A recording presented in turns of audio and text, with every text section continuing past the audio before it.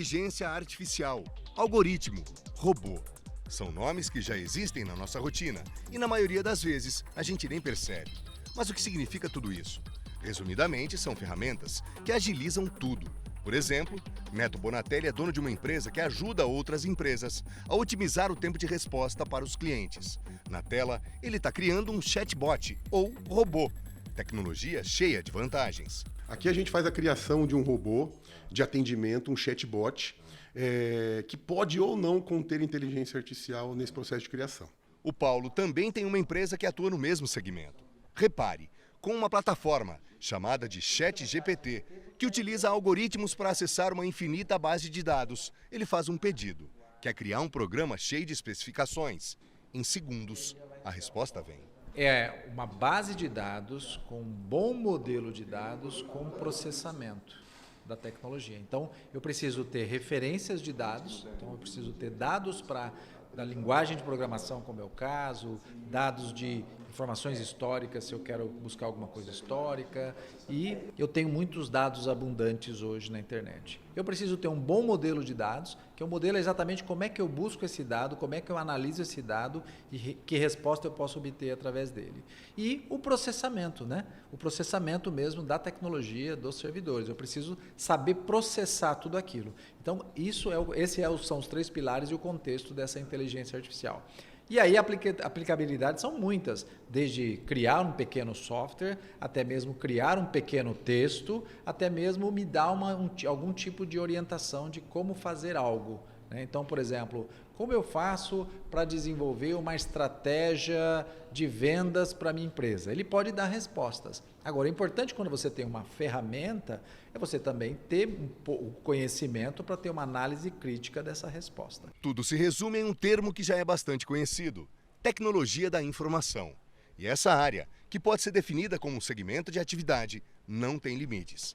Por isso, explica esse empresário do setor, existe a previsão de que 500 mil de vagas de trabalho sejam criadas em poucos anos. Essa demanda precisa ser preenchida por mão de obra qualificada. No mercado de TI, quando você tem uma iniciação, você já começa ganhando o salário básico.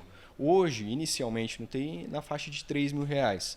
Porém, quando você se especializa numa linguagem de programação, num certo tipo de desenvolvimento, esse salário já vai para em torno de R$7.000, R$8.000.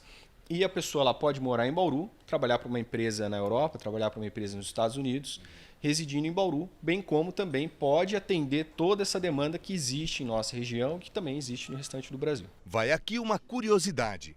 Qual a diferença entre um chatbot ou robô e um algoritmo? Neto Bonatelli responde. O robô, o chatbot, ele é um programa de computador que ele utiliza o processamento de linguagem natural, que é a inteligência artificial, para decidir as respostas. O algoritmo, na verdade, é como se ele decidisse o que ele vai responder.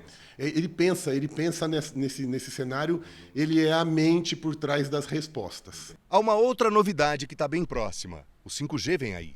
Com ele, 2 grandes mudanças. A velocidade na transmissão de dados muito maior e a latência, que nada mais é do que o tempo de resposta quase imediato. Tudo ao mesmo tempo agora. Mas há um fato que não pode ser esquecido.